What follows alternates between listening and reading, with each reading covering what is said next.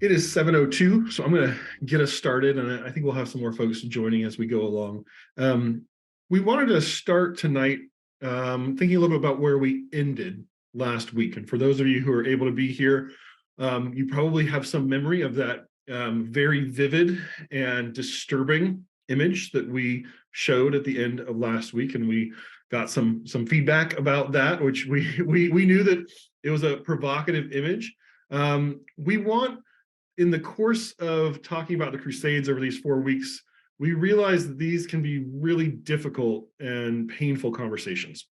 And we purposely ended last week with that provocative image because we wanted to bring home just how challenging this is and just what the stakes are in talking about the Crusades. Because the Crusades and the seeds of hostility the Crusades planted, the interreligious pain they caused, the themes that they have inculcated in our traditions are at the root of some of our deepest interreligious fears and our deepest interreligious shame. And so we want to surface that a little over the course of our 4 weeks. We also want to just remind everyone that we don't ask you to represent your tradition. You represent you. And so you don't feel that you need to speak for your tradition. You can speak from your tradition. And we also strongly encourage everyone not to make broad comments about others' traditions. At ICJS, we aim to create a space of dialogue and of learning and of conversation and of openness, where, especially in a course like this, we can process that pain, that anxiety, that fear, that shame that the Crusades hold in our imaginations.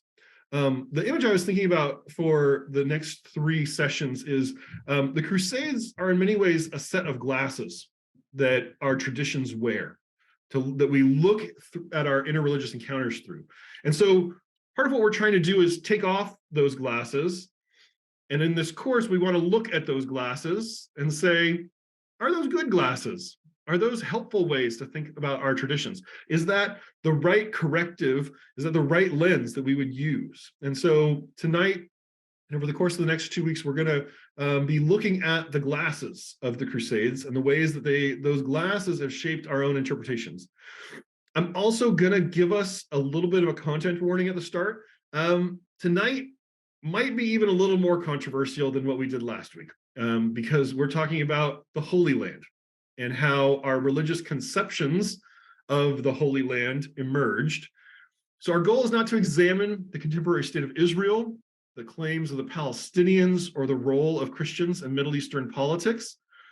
Instead, we're going to try to think about where did we get some of the ideas that we have about the Holy Land. So please maintain a posture of dialogue and of assuming that we have much to learn from our co-religionists, from people of other religions, and people of no religion at all when we try to tackle these difficult topics.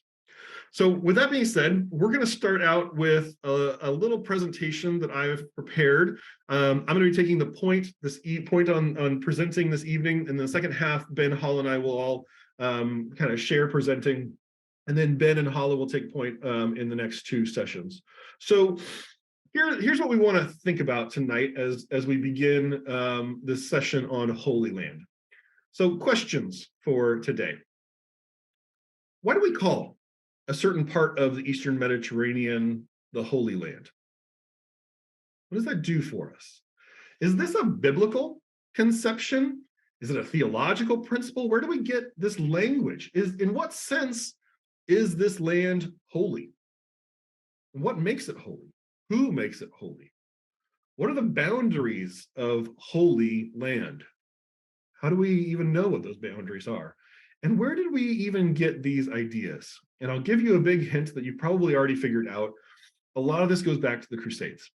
So tonight, I'm going to take you through a little presentation, hopefully to give you some historical background. And we're going to talk about the Crusades and their origins and do a geographical timeline. So I'm going to give you a lot of maps. We're going to talk history. We're going to do about 1,000 years of history in about 30 minutes. So buckle up. And throughout this, try to keep an eye on the Eastern Mediterranean there, where the arrow is pointing, this land that becomes called holy. How do the borders of empires and religions erratically pass over that portion of geography? Who owns it when? And how do those people who own that land perceive it geographically and theologically? All right, so here we go. And we're going to start about 900 years before the Crusades with the Jewish diaspora. So the Jewish people, of course, if you go back to biblical history, the stories that's told in the Bible, they possessed this land on the Eastern Mediterranean as the promised land, the land that was promised to Abraham. And then they conquered that land from the Canaanites in the narratives in the Torah. And then, of course, you have things going confusing after that. You have the exile in Babylon, the Jewish people come back, and they rebuild Jerusalem. You have the second temple that is built. And the second temple is destroyed by the Romans in 70 CE, about 30, 40 years after the death of Jesus. And so throughout that period and continuing well after it, you have Jewish people spreading around the Mediterranean. So this map is showing you the outline there is giving you the outlines of the Roman Empire circa 300 CE. And I'm going to use CE, the Christian era, as our calendar, because that's what we're used to, but just we're recognizing that this is a Christian calendar. So in the Christian era, around 300, you have, these are the borders of the Roman Empire, and you can see the movement of Jewish populations, of Jewish communities spreading all throughout the Roman Empire, well up into what we would today call France and Germany and Northern Europe, all across the North Africa. And this Jewish diaspora means that there are Jewish communities living throughout. Now, 300 CE is also roughly the era of Constantine, right? The Emperor Constantine converts to Christianity, at least according to him, in the year 312, convenes the Council of Nicaea. And so what's going on in this period is both the Christianization of the Roman Empire and this Jewish diaspora. So as these areas become predominantly and then officially Christian, Jews and Christians live alongside each other with relatively little conflict. There were theological polemics going back and forth by Jews and Christians arguing with each other, but fairly little conflict compared to what comes after. And it's during this period in the early 4th century that you also begin to have a Christian fixation on the Holy Land. And so the Emperor Constantine sends his mother, Helena, who's also a Christian, to go and find the actual site of Jesus's death. And then they begin to construct a church on the site of Jesus's death that is called the Church of the Holy Sepulchre. It's supposed to contain both the grave of Jesus and the spot where he was crucified. They also start building the Church of the Nativity in Bethlehem, and these become Christian pilgrimage sites where Christians going to churches funded out of this imperial wealth go and are able to participate in the life that Jesus lived and the death that he died. So then that's the beginning point around 300. Now, what happens over time is Rome gets sacked a number of times. Rome is fairly vulnerable geographically, and it doesn't just get sacked once, it gets attacked multiple times. And so part of what Constantine does is he begins to shift the capital of the Roman Empire east. And he builds a new city called Constantinople. Some people at the time call it Byzantium. And this is how you get the Byzantine Empire. Now, the Byzantines weren't calling themselves Byzantines, they were calling themselves Romans. So you have the Eastern Roman Empire centered around Constantinople, which is kind of at the straits, the Bosporus, up just north of the Aegean Sea there. And this Eastern Roman Empire, its main rival is what's called the Sassanid Empire, the Persian Empire there in the yellow. And the Persians and the Byzantines, or the Eastern Romans and the Sassanids, battle back and forth over this kind of middle zone between them. And they're really, for several hundred years, you have this rivalry going back and forth with these two empires competing. The Sassanid Empire is Zoroastrian, and then, of course, the Byzantine Empire is Christian. And in fact, at one point in the early 7th century, around the year 614, the Sassanids actually captured Jerusalem. And the stories are a little bit vague and confusing historically and seemingly exaggerated, but somewhere in the course of that Sassanid occupation of Jerusalem, the Church of the Holy Sepulchre caught fire. And when the Byzantines reconquered Jerusalem, they had to rebuild or at least partially reconstruct the Church of the Holy Sepulchre. So already you're seeing Jerusalem as this space that is being taken back and forth. Also, according to the legend, the Byzantines were in possession of the true cross, the cross that Jesus died on. Modern historians are very skeptical about this, but apparently they were in possession of the true cross, and the Sassanids actually captured the true cross and took it back to their capital, Ctesiphon. So it's a period of warring back and forth. Now, the Byzantines and the Sassanids really beat the heck out of each other.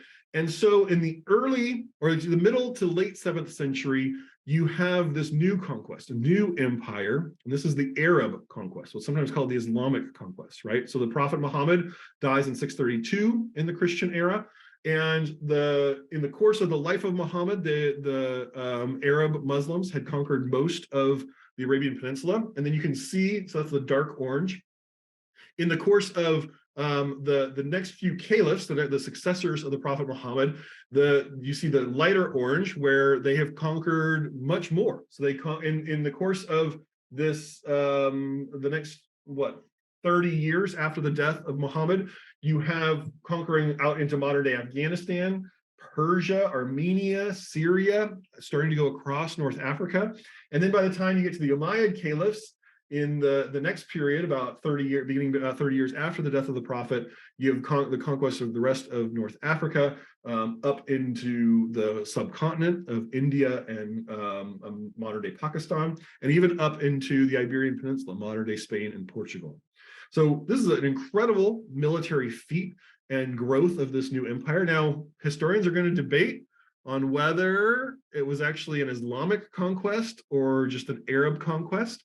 When the Islamic conquest happened, the Muslim leaders actually were not that keen on people converting. They made it pretty difficult for people to convert to Islam. So even as you see on this map, Muslim rule, most of the people they're ruling over are Christian and also Jewish, right? So this Islamic conquest or Arab conquest comes out and really pushes back the Sassanid Empire, pushes back the Byzantine Empire, and takes over a lot of the known world.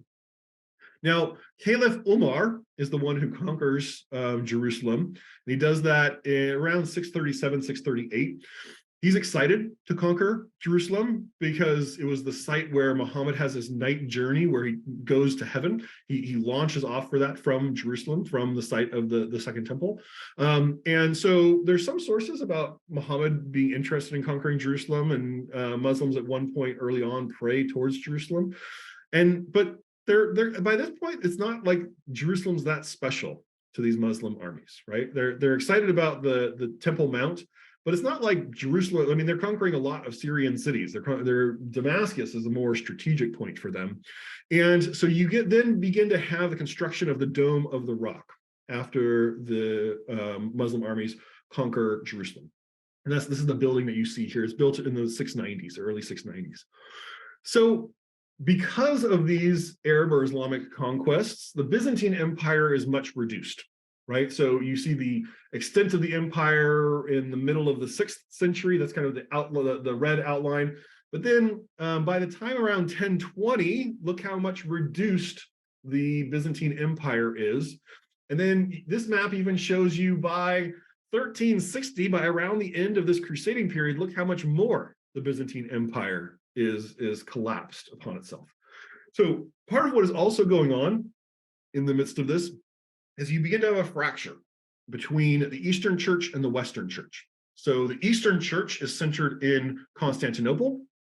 The Patriarch of Constantinople is the head of that Eastern Church. And then you have the Western Church. So the Eastern Church speaks Greek. The Western Church speaks Latin. And the Latin Church is centered in Rome. And so in the middle of the 11th century, in the year 1054, you have what's called the Great Schism in Christianity. And this is where the Pope, the Bishop of Rome, excommunicates the Patriarch of Constantinople. The Patriarch of Constantinople excommunicates the Pope. And you have this fracture between the Eastern and Western churches. It's complicated. There's a lot of political reasons. There's some theological reasons for this, but it really is about kind of this partitioning of power. And so Rome there on the Italian peninsula is focused more on is looking north in terms of Latin Christendom, the Latin church looking north up into what we today call Europe. And the Eastern church, centered in Constantinople, is looking east towards the remnants of the Byzantine Empire there. This is a very important fracture. Another fracture that's going on has been a long time coming, and that is, if you think about what we would today call Europe, it's not exactly a unified whole in the 11th century. So it's 1095 when the Crusades really kick off, and this is what Europe looks like in the year 1095 approximately. So you have all these different kingdoms, all these different fiefdoms, all these different feudal divisions of Europe, right? You have the Holy Roman Empire, sure, that kind of big yellowish orange blotch in the middle. You also have the Kingdom of France, the Kingdom of Hungary, the Kingdom of Poland. You still have a Muslim empire ruling over most of the Iberian Peninsula. You have Serbia. You have the Byzantine Empire down there in the southwest. You have the Russian principalities, Pomerania, Prussia, right? England. These are all kind of separated out. And so it's not a very unified whole. And so we talked about last week, in many ways, the Crusades create Europe. They're a unifying moment where all of these disparate kingdoms that are often rivals to each other begin to spread and begin to merge together in a common mission of retaking the Holy Land. So Europe, fairly divided. The Byzantine Empire is shrinking. And so it's in 1095 that the Patriarch of Constantinople and the Emperor of the Byzantine Empire send word to the Pope, and they say, hey, we're having a problem. And that problem is called the Seljuk Turps. So the Seljuks come out of Central Asia. They're a Turkic people. They convert to Sunni Islam. This is the yellow color here. And they are very populous, and they're fairly nomadic, and they begin to take over much of the Muslim world. They don't take over all of it. There's still the Fatimid Empire, which is an Ismaili Shiite empire centered in Egypt and in Cairo. But the Seljuk Turks wind up conquering most of the Muslim world, and they've converted to Sunni Islam. And so they're seen as Muslims, right? But these are not Arabs, right? These are Turkic people coming down out of Central Asia. And they begin to press upon the borders of the Byzantine Empire and start taking more and more of what is called Anatolia or Asia Minor or modern day Turkey, right? And so more and more Byzantines are feeling threatened by these Seljuk Turks. And so the emperor and the Patriarch of Constantinople send a letter to the Pope, Pope Urban II, and say, hey, could you give us a hand? I know we've had this spat for 40 years now about East versus West, but we could really use your help defending Constantinople, the capital. And so it's not Islam that's advancing upon Christians, it's the Seljuk Turk Empire advancing upon the Byzantines. And so the Byzantines say, hey, we could use some help over here. And so Urban II receives this letter, and he says, you're right, we need to conquer Jerusalem, which is a bit of a non sequitur if you're thinking in terms of what they actually asked for. They said, help us out in Constantinople, which you see in kind of the upper middle of the map there. And he says, yes, we need to take Jerusalem, which is south of Damascus. And so Urban II is in the midst of his own complex political moment. There's another person claiming to be Pope. This is not the only time this has happened in church history, but there's another person claiming to be Pope, and Urban II is trying to consolidate his own power. And so part of the way that he does that is at a place called the Council of Claremont. This is in 1095. Pope Urban II comes to the Council of Claremont, which is just a kind of gathering of church legates and leaders. And he says, we've been petitioned by our Christian brothers in Constantinople to come to the defense of Christianity, and we need to go to their defense. And there's a couple new ideas that he introduces in this conversation. One is the idea of a plenary indulgence. An indulgence is a forgiveness of sins, a removal of the punishment for sins. And the idea of a plenary indulgence, it means that you got all your sins that you've committed, the punishment will be removed for all of your sins. And so part of what Urban II says is, if you go and fight and die against the Turks, taking back Christendom, you'll have a plenary indulgence. That's a pretty big theological incentive for people. He also says the presence and the rulership of non-Christians in Holy Jerusalem and these other sacred sites like this Holy Sepulchre are desecrating Christianity. Now remember, Christians have not ruled over this for a long time at this point, right? This is conquered in the late 7th century by the Rashidun Caliphate, by the successors of Muhammad. So for 300 plus years, Christians have not ruled over Jerusalem. And yet here at the end of the 11th century, Urban II is saying, this is a desecration, and we need to go back and take Jerusalem for Christians. Now, nobody sat down and transcribed Urban's speech, so we don't know exactly what he said. But there were a few people who took some notes and then wrote it down months or years later. And these are some of the things that we hear in these accounts of Urban's speech. So he says, the Turks, a Persian people, have attacked your brethren dwelling in the east by seizing more and more of the lands of the Christians. They have killed and captured many, have destroyed the churches, and have devastated the kingdom of God. Interesting phrasing. And then men of all ranks, knights as well as foot soldiers, rich as well as poor, hasten to exterminate this vile race from the lands of your brethren. Christ commands it. And this is from a chronicler named Fulcher. So that's one account. And you can see in here, right, a racialization of this religion, this vile race, and this sense of desecration, right? They've devastated the kingdom of God. Now, another account of this comes from a monk named Robert, and the way that he recounts Urban II's speech is, "O race of Franks," that is French-speaking people, "race from above the mountains, race chosen and beloved of God, a race from the kingdom of the Persians, an accursed race, has invaded the lands of the Christians and has depopulated them by the sword, pillage, and fire." Now pay attention. Jerusalem is the navel of the world. The land is fruitful above all others, like another paradise of delights. Thus, this, the Redeemer of the human race, has made illustrious, this is Jesus, has made illustrious by his advent, has beautified by his presence, has consecrated by his suffering, has redeemed by his death, has glorified by burial. This royal city, therefore, situated at the center of the world, is now held captive by his enemies and is in subjection to those who do not know God, to the worship of the heathen.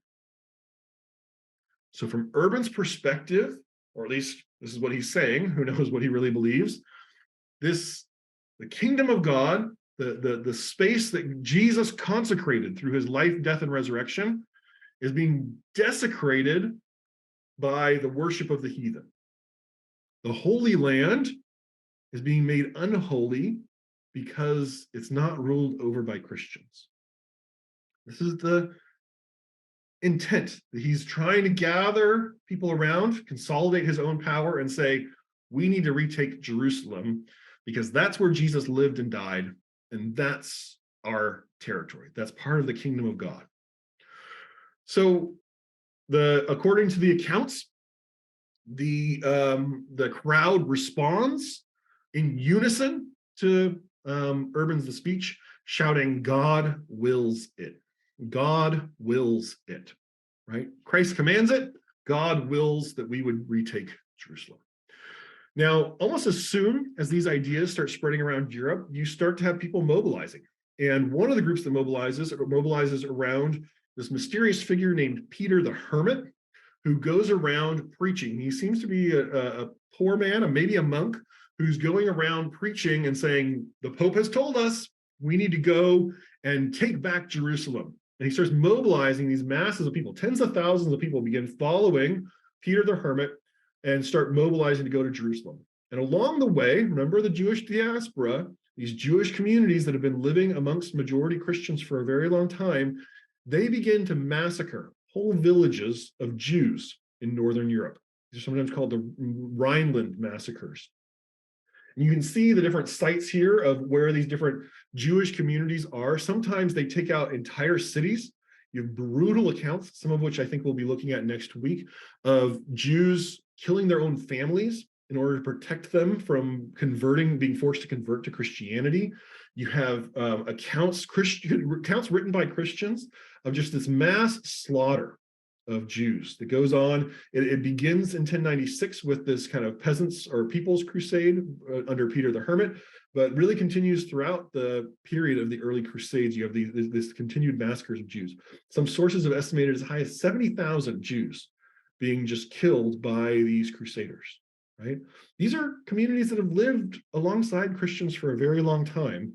And yet, as you have this mobilization, as you have this stirring up of sentiments about the Crusades, the Christians turn on the Jews.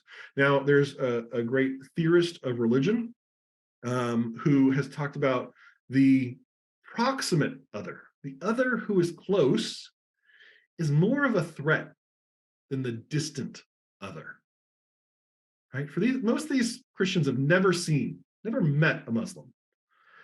And yet these Jewish communities are the proximate other. They're right amongst them. And this is where you begin to see a lot of the tropes of anti-Semitism emerging about Jews killing Christian children and eating them, all the blood libel, all these things begin to take root in this era of the Crusades, in this era of massacres. So you have different armies of Christians mobilizing for the Crusades and taking different routes. Some of them go by boat across different waterways. Many of them march straight down to Constantinople. And over the course of from 1096 to 1099, they begin trying to conquer the territories all around what they would call the Holy Land. So they conquer the city of Edessa down in the bottom, the southeast of the map there. They conquer the city of Antioch. And ultimately, they end up laying siege to Jerusalem. Now, there's a great irony here. Remember the Fatimid Empire, that green portion that was centered around Cairo, the Ismaili Shiite empire? They had actually conquered Jerusalem in 1098. So when the Crusaders conquer Jerusalem in 1099, they're not taking it from the Turks, who Urban II preached against. They're taking it from the Fatimids, who've only been there for a little while. But the Crusaders don't care. They're going to take it from whoever they can. And so they're not fighting against the Sunnis, they're fighting against the Shi'is as they try to conquer Jerusalem. Now, we have various accounts of this First Crusade. People were very eager to chronicle it. This is from a source called the Gesta. It says, our leaders decided to beleaguer the city with siege machines so that we might enter and worship the Savior at the Holy Sepulchre. The pilgrims entered the city, pursuing and killing the Saracens, this is what they called the Muslims, up to the Temple of Solomon, where the enemy gathered in force. So this is the Temple Mount. This is around the Dome of the Rock. The battle raged throughout the day so that the temple was covered in their blood. Our men seized great numbers, both men and women, either killing them or keeping them captive as they wished. So enslavement and slaughter. Later, all of our people went to the sepulchre of our Lord, rejoicing and weeping for joy, and they rendered up the offering that they owed. Again, this is a Christian account of the Crusades saying, we have conquered, we've slaughtered these enemies of God, we're spattered in their blood, and then we go to a worship service at the Holy Sepulchre. Now, this image that I have here is written by, or was created by an artist named Émile Signol, a French artist in 1847. I think it's interesting to recall that this is kind of the vision that Christians have of the crusade well into the 19th century, right? You have these mostly white-skinned people coming in. You have mostly dark-skinned people being slaughtered all around them. You have this soldier on a horse having a sort of theophany or epiphany of the revelation of God. You have priests and soldiers. You have people in the background blowing trumpets, right? There is this sense of great triumph. This is a moment of Christian power, a moment of Christian hegemony. So what the Crusaders do is they establish a set of kingdoms. It's not just one kingdom, because there's rival powers amongst the Crusaders, and they divide up and conquer. So they create the Kingdom of Jerusalem. That's the area in the white, centered obviously in Jerusalem. You have the county of Tripoli, that's the red. You have the Principality of Antioch, and then you have the county of Edessa. And these are the Crusader states, as they're called, or the Crusader kingdoms. They get established in the very end of the 11th century, and they're around for almost a century of Christians, of these Franks, taking over this area. Now, it's very interesting. The Muslim people in the area, they don't call these people the Christians. And they don't call them the Crusaders. They don't make up a word for Crusaders. Instead, they call them the Farange, the Franks, because they mostly speak French. And from the Muslim perspective, yeah, some crazy French people came down out of Europe and took over Jerusalem and these other cities for some reason. I guess we better get rid of them. So this is not seen as a civilizational conflict. This is not seen as Christians against Islam. Remember, Jerusalem's been traded by all these different empires for years, for centuries. And so the Muslim powers that be are like, crazy Christians, crazy Franks came down. Let's get rid of them. Now, that doesn't, the getting rid of them doesn't really begin until an emperor named Saladin or Saladin, who comes out of that Fatimid empire, but converts to Sunnism. And Saladin begins to conquer most of the known world. Again, reconquering much of the territory of the Seljuk Turks, of the Byzantines. And Saladin winds up leading this campaign for about 20 years, starting in 1169, that really culminates in the conquest of Jerusalem in 1187. And then they lay siege to the city of Acre there on the coast of the Caribbean. And Acre, the Saladin conquers it, and then the Crusaders come back in the Third Crusade and lay siege to Acre and wind up reconquering it. But really, by this point in the end of the 12th century, the Crusaders don't hold much territory, right? Saladin winds up reconquering most of what they had. They have this tiny little kingdom centered on Acre. And that's what you see here. So this is in the year 1190. So you have what's called the Sultanate of Rum. That would be the Seljuk Turks. You have the dominions of Saladin, right? And then you have this tiny principality of Antioch, a Crusader state, and this tiny, the bright green county of Tripoli, that are the remaining lands that these Crusaders hold. And so what happens is you have this continual impulse after this Third Crusade, where they take back Acre and Tripoli, where they are trying to reconquer all of this stuff. And so you have wave after wave of Christians coming down out of Europe, trying to retake this territory that was taken by Saladin in the late 12th century. And so here is the great irony of ironies. In 1202 to 1204, so this is about maybe 12, 13 years after Saladin conquers, takes back most of the territory won in the Crusades, you have the Fourth Crusade. And in the Fourth Crusade, you have this group that sets out from Venice, and they say, we're going to go take back Jerusalem. And they wind up deciding, Jerusalem's going to be really hard to take. Let's go to Constantinople instead. And they wind up sacking the city of Constantinople. Now think back for a minute where all this started, right? You have the emperor and the patriarch of Constantinople writing to the Pope about 100 years earlier and saying, hey, we could really use your help against the Seljuk Turks. And what winds up happening here towards the middle to end of the Crusades is the Crusaders go and sack the greatest Christian city on earth. and destabilize the Byzantine Empire. And the accounts of this attack by the Crusaders on Constantinople are equally as brutal as what you read about when they conquer Jerusalem, right? These are people intent upon slaughter, and they wind up doing a lot of it in the Fourth Crusade in Constantinople. This destabilizes the entire system of the Byzantine Empire. It winds up getting partitioned out and ultimately falls to the Ottoman Turks several centuries later.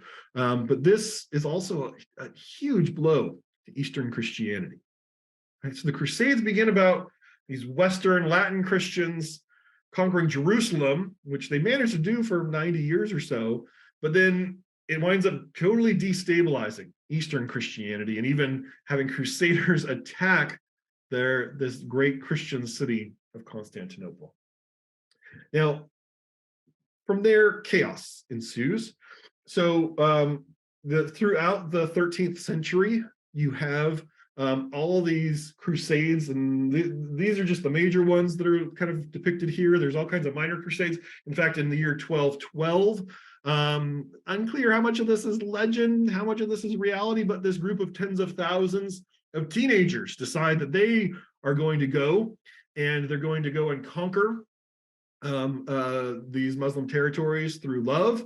And they set off marching, and they get to southern Italy, because they're going to go conquer take back Jerusalem. Oh, this band of thousands of teenagers, and at least according to the legend, they all get sold into slavery. This is called the Children's Crusade, right? So just madness, chaos ensues for this period. And then finally in 1291, Acre falls, ending the Crusader states. That really brings to an end the period of the Crusades proper. Now, this is not an idea that goes away, though. There are more Crusades. There are more attempts by popes to declare war on different people. This stuff continues well into the Protestant Reformation.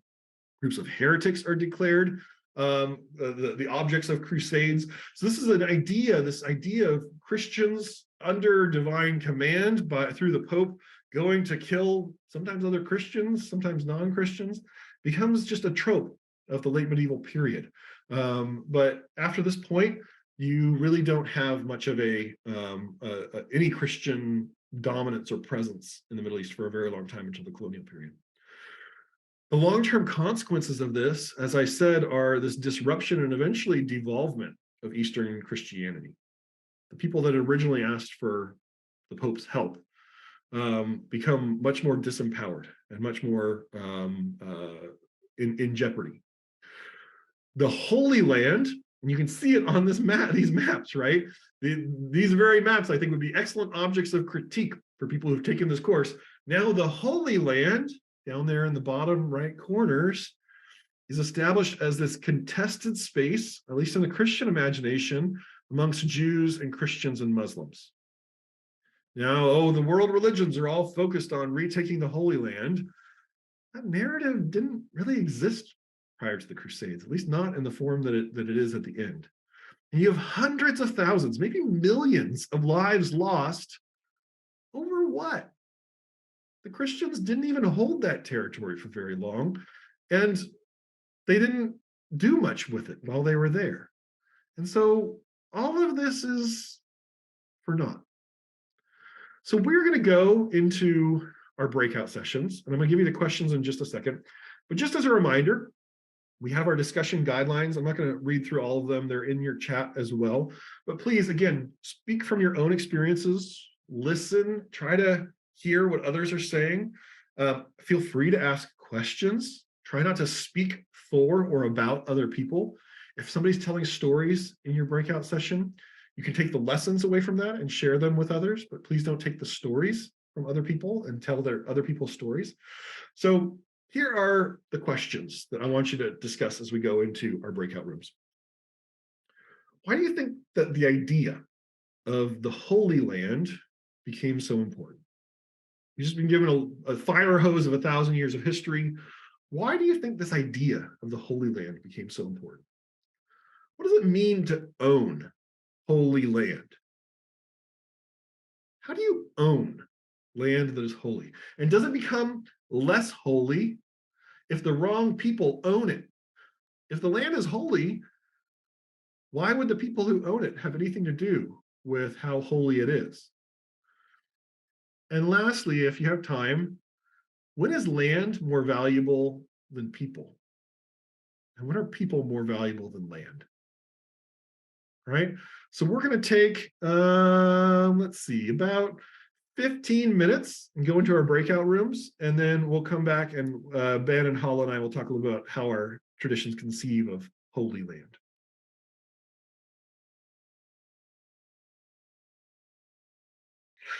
So hopefully those were some good conversations, some interesting insights. What we're going to do in the next half hour or so is we're going to take turns, and Ben, Hall, and I are each going to have 4 or 5 minutes to try to articulate how our traditions, our Jewish, Christian, and Muslim traditions, think about the idea of Holy Land.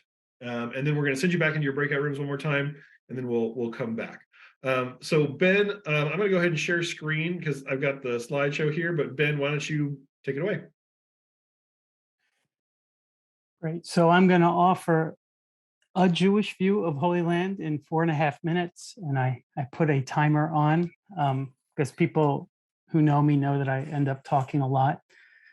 I think what's important before I start talking is that there is more than one Jewish view, and there is what's called a machloket in Jewish tradition, an irreconcilable debate, but for the sake of heaven, that two equally compelling points of view, and that it wasn't ruled one way or the other. So when we talk about Holy Land in Judaism, there is this idea to move in the direction of Holy Land being within geographical borders. But the phrase Holy Land, when it appears in the Hebrew Bible on the left, what you'll see in Hebrew, and for those who can read Hebrew, in bold, you'll see the phrase Adamat HaKodesh, which gets translated as the Holy Land. But when we think about Holy Land, we think about Holy Land with borders. And the word in Hebrew for that is Eretz. It's not Adamah. Now, the interesting thing about Adamah that you should know is that the root of the word Adamah comes from Adam, the first human. That there's a relationship between person and earth, and that the word dam in Hebrew means blood, and that the first letter of the Hebrew alphabet is unpronounceable, the aleph. It's the breath, and that it gets associated with God, so that when you put God and blood of the human together, you get a person, and that person becomes a steward of the land, of the sacred land. So Adamat HaKodesh is literally the soil and the ground. So when we think about Holy Land in Judaism, we actually think about the promised land. So on the right, you have the phrase, Al ha'aretz asher nishpat le'Avraham le'Yitzchak le'Yakov. So those who know Jewish liturgy know the phrase nishpat lo, meaning it was promised to Abraham, to Isaac, and to Jacob. And so the promise part is the important part of the land. And so for the remaining 2 minutes, I want to share with you a Talmudic passage that has been debated for about 1,500 years as to whether or not Jews should be in the land of Israel. And it is a fierce debate. It's not one that the 19th and early 20th Zionists were doing. This was not political. This is a theological argument.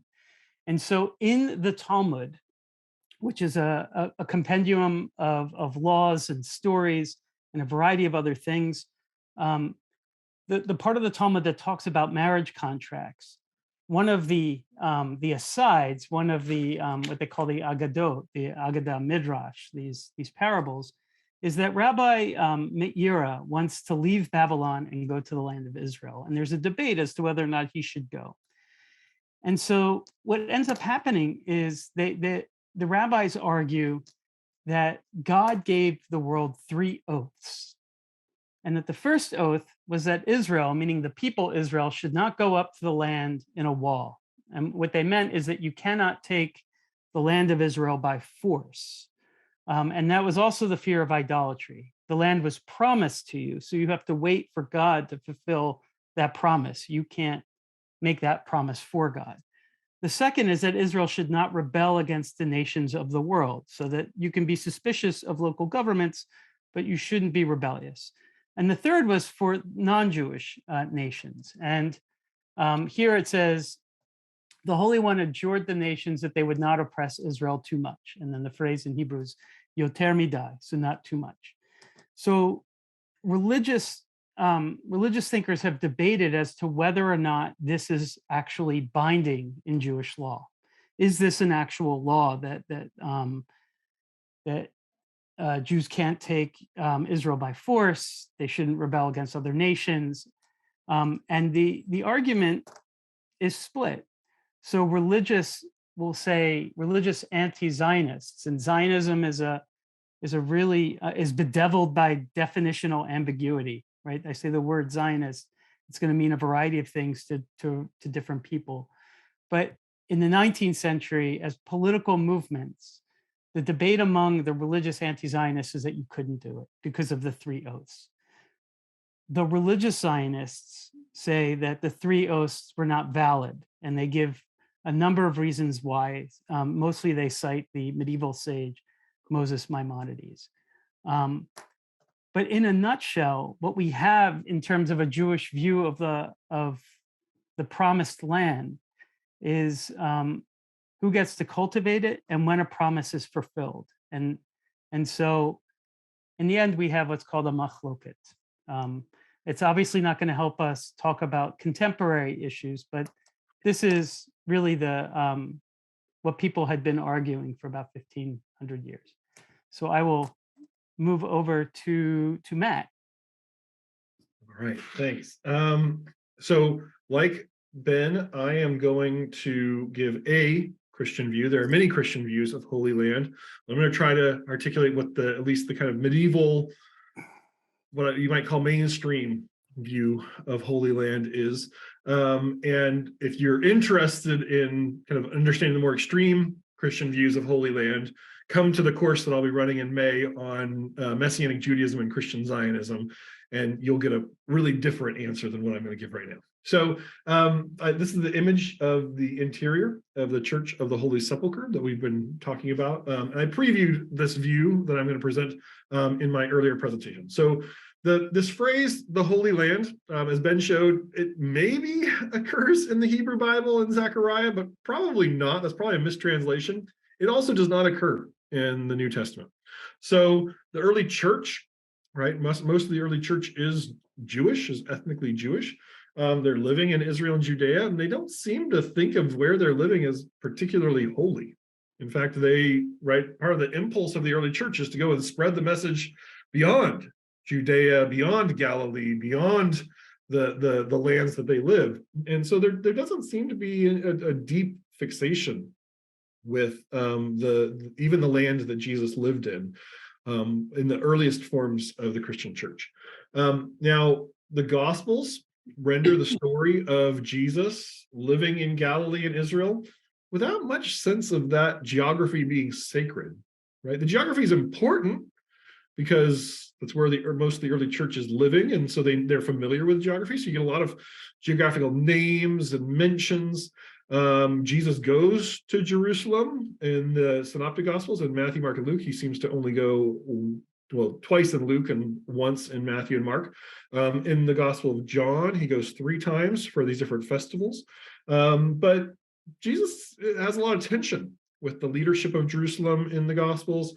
He does this very dramatic act of throwing over the tables of the money changers in the temple in this kind of court of the Gentiles section. So there doesn't seem to be this sense of deep reverence, right? Jesus cares about what the temple is for and making sure that the temple is used as it's supposed to be used, but he doesn't seem to be thinking of it as kind of sacred geography in the way that we might think of it now. In the book of Hebrews, we don't know the author of the book of Hebrews. There's seemingly a Jewish author writing after the destruction of the Second Temple in 70 CE. And the book of Hebrews encourages Christians to be like Abraham's family, in this famous passage in chapter 11 of the book of Hebrews, where it's reciting the great heroes of the Hebrew Bible. And the author says, we should be like Abraham's family, who didn't possess a land, but instead we desire a better country, that is a heavenly country, right? Where God has prepared a city for them. So there's this displacement away from even this notion of promised land, that like the Christians don't have a promised land, but instead we should be like Abraham's family that doesn't possess the land, but dreams and longs for the promised greater land, the greater city that will be heaven. So there's this sense of kind of displacement, of looking past the temporal and geographical towards the eternal. But Christian use of this phrase Holy Land does, as I said, start around the 3rd or 4th century, right around the time of the Emperor Constantine, as you start to have these shrines being built, and the Church of the Holy Sepulchre, Church of the Nativity. But that tends to emerge as Christianity becomes more and more detached from Judaism, right? Because Christianity emerges out of Judaism, and in many ways, the early Christians aren't thinking of themselves as a different religion. They're thinking of themselves as a sect within Judaism, or a fulfillment of Judaism. And so but you see this with Constantine, you see this throughout the early church period. There is this separation that occurs, this distancing between Christianity and Judaism. And that's where you really start to see this conversation about Holy Land.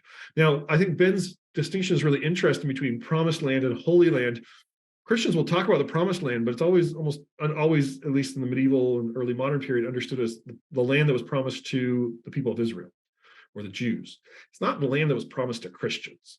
And so that terminology doesn't carry over. Christians don't use this like the land that was promised to us. There's this recognition that it was not a promised land for Christians.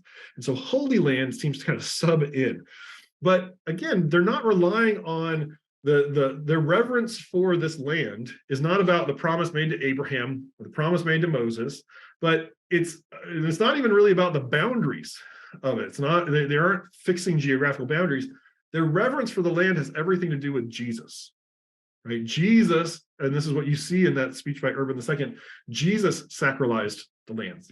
Jesus and the shrines and the memories of Jesus, his life, his death, his resurrection, are what reflect his holiness, and that holiness transfers onto the land. And so the Christian fixation with these particular sites that have to do with the life of Jesus very much comes into play because of their reverence for Jesus. It's not the promised land, it's the land that Jesus lived in. And Halla's gonna wrap us up. Okay. Here we go. All right, so for my presentation of the Holy Land in the Muslim view, I won't really go over, excuse me, a historical presentation, but just kind of give you a general sense of the idea of the Holy Land in the early and medieval Muslim texts and in contemporary Muslim practice. And really, I'm hoping to demonstrate that it's difficult to define what is a Holy Land in Muslim thought. It's broad and it's fluid. So there are 4 main things that I wanted to go over in my 5 minutes. The first is that Islam values Jerusalem as a sacred space, but there is no evidence within the history of Muslim texts and thought that Muslims were particularly concerned with living there. So in Islam, Jerusalem, and especially the Dome of the Rock, is treasured as a sacred location, as Matt had showed us. And this is because Jerusalem is connected to an Islamic sacred history. For example, the interactions between various prophets and God. As Matt had also mentioned, there is a Muslim tradition about the Prophet Muhammad called the Night Journey or the Ascension. And in this account, the angel Gabriel shows up at Muhammad's door and he whisks him away to Jerusalem before taking him up to the 7th heavens where he talks to God. So to most Muslims, the prophet who lived in Mecca and Medina is believed to have been physically in Jerusalem. However, this connection to Jerusalem is not only with regard to Muhammad, it is also about the other prophets and figures who preceded Muhammad from the biblical traditions, including Jesus, whom in Islam is considered a prophet. Hence, there's an interreligious connection to Jerusalem. It connects the Prophet Muhammad with these biblical figures. Second, the term Jerusalem or Al-Quds does not appear in the Quran. The Quran makes references to the concept of a holy or a sacred space, but in a way that is ambiguous. It does not, for example, specify a geographic location, and these sacred spaces are never referred to in the definite. It is not the holy space. So the notion of a sacred space in the Quran appears twice. In one instance, it is associated with the story of Moses and Moses' encounter with God at the burning bush. So this particular Quranic text, which is from Quran 20, reads, "And when he came to it," so when Moses came to the burning bush, "we called him," and here we, the Quran, it's not plural, it's the Quran speaking in the royal we, it is singular. "We called him, O Moses, I am your Lord. Take off your shoes, for you are in the holy valley of Tuwa," and I think that should be a holy. Early Muslim interpreters of the Quran debated what is meant by Tuwa. Is it a place? Is it a location? Is it just a name? So some, for example, have claimed that it means crossing. That is, it is a place where prophets have crossed with God. Others have associated it with a location, Mecca or even the Sinai. But overall, Muslims were generally not terribly concerned with this question. What is important here is that the space is sacred because there is an interaction with God. So third, the Muslim traditions, the hadiths, which are the stories and sayings that are attributed to the Prophet Muhammad and his companions, they do reference Jerusalem in texts that are concerned with religious behavior and practices, not texts that are concerned with location or political power. So the two terms that are used to signify Jerusalem in the Muslim traditions are the Holy House, Al-Bayt al-Maqdas. So this term, for example, appears in the traditions on Muhammad's night journey to Jerusalem, or Qibla. So Qibla means literally it is an orientation to face in a very specific direction as for prayer. Like Mecca, the Kaaba is a Qibla. And there's Jerusalem is at times referred to as a Qibla. There's actually a tradition where the Prophet Muhammad recommends to his followers, when you're answering the call of nature, try not to face either of the two Qiblas out of a sign of respect. Finally, the Holy Land, as I'd like to emphasize, is a fluid category within Islam and especially within Muslim practice. There is a broad idea of what constitutes a sacred space. Generally speaking, the top three sacred spaces are Mecca and the Kaaba, the cubic structure here on the upper left. And then there is the Prophet's Mosque, Al-Masjid al-Nabawi in Medina. So this, the mosque in Medina is believed to have been established by the Prophet Muhammad and his followers. So it is the first mosque. And then third, you have the Temple Mount, Al-Aqsa Mosque in Jerusalem. But what I want to emphasize too is that there are other sacred spaces that are also important to many Muslims, but that are rarely talked about. And most of us here in the West are not aware of it. So for Shia Muslims, for example, you have the Sayyida Zainab Mosque, or the Mosque of Lady Zainab. Here it's the third picture in. It is in Damascus, and it's believed to be the location where the Prophet's granddaughter Zainab is buried. And you also have the tomb of Imam Hussein, the grandson of the Prophet Muhammad, who was martyred at Karbala. So these are all sacred spaces as well. And finally, even you have here, even a prayer rug holds a sacred quality, right? So in the same way that in the Quran, God asks Moses to remove his shoes, he is in a sacred place. A rug, even within your own home, as you see here in this Pinterest picture, you remove your shoes when you're on it. You do your what's called your wudu or ablution. You wash up before praying on the rug. So there is a broadness and a fluidity to the concept of a sacred land or space. All right. So we're going to send you back into your breakout rooms. You're going to have about 9 or 10 minutes. And here are the questions we want you to discuss. Who decides what makes land holy? What happens if we have different conceptions of a holy land? Or if we think of land as holy differently in our different traditions, what happens when that happens? And are there interreligious possibilities to reimagine our notions of holy land? Can we learn something from each other's traditions, how we think about holy land? All right, so 9 minutes here, and then we'll come back and Ben, Hall, and I will wrap us up.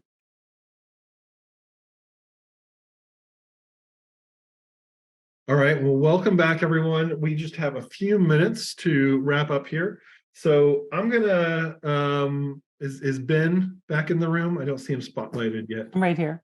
There you are. All right, so Ben, Hall, and I are each gonna just offer a couple reflections or thoughts at the end, and I'm gonna kick it to Ben first. So I shared this with my breakout room. I was inspired by my friends in the breakout room to talk about this.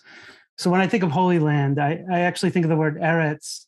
When it does appear, it appears a lot in the book of Psalms.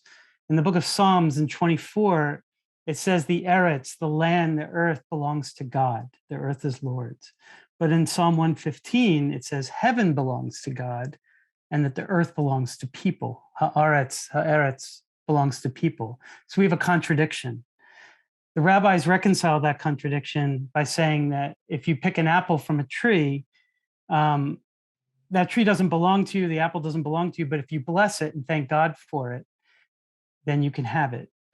So in the same sense that if you're in the land, if you bless it and you try to make peace on it and that your work is for peace, the word Jerusalem, which shows up in the Hebrew Bible thousands of times, in Hebrew is Yerushalayim, and it has the word shalom, complete and perfect and peaceful.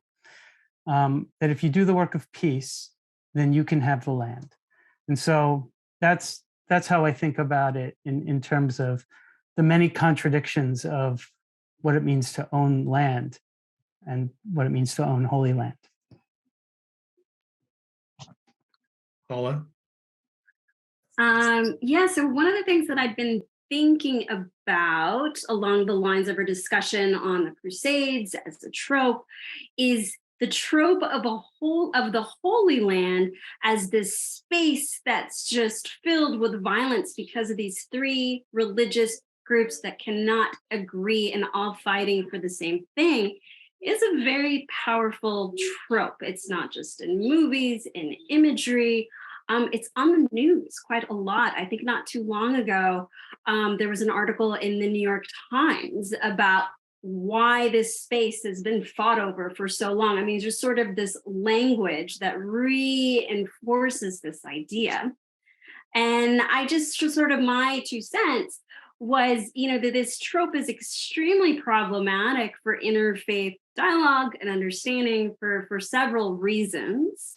One that I'll bring up today is that it really reduces religious identities to these kind of monolithic groups and obscures the diversity both across and it obscures the diversity within. So I brought up some examples of the fluidity of a holy space within Islam that I think that most of us, and I would say even maybe some Muslims living in the West are not always aware of or thinking of. So yeah, to just constantly be questioning and thinking about the pieces of information that are being taken for granted. Yeah, and I think what I appreciated, especially about Halla and Ben's presentations there at the end, was you really start to see that there's an asymmetry in how our traditions think and talk about Holy Land, that there's, even as Halla's pointing out to the diversity within our traditions, right? Christians, that when Christians use this terminology Holy Land or the Holy Land, there seems to be a set of assumptions that Jews and Muslims think about Holy Land the same way. We're all competing for the Holy Land, where clearly we have very different ways of thinking about sacred geography. And there's a way that just using that term generically, I think a lot of times Christians, we don't want to say Israel, we don't want to say Israel-Palestine, we don't want to say Palestine-Israel, and the Middle East just sounds confusing and vague. And so a lot of times Christians, I think, default to the Holy Land as though that was an easy kind of neutral way out of that terminological quandary. But hopefully you've seen tonight, like, that is the Holy Land itself has its problems, right? That idea, that concept, that way of talking itself has some problems attached to it. And maybe we just need to live in that complexity a little bit more. All right, well, thank you all. And you will see, so this first, so we had our introductory session last week. Next week, we're going to come back and Ben is going to lead us in, and we'll all be leading, but Ben's going to take point on leading us on ideas of sacred violence that come out of Crusades and how those keep showing up in our terminology and our ideas. And then last week, we'll come back and Halla will take point on leading us in a conversation about civilization and civilizations. And what is a civilization and why do we think in these civilizational terms? All right, well, thank you all for joining us and we will see you next week.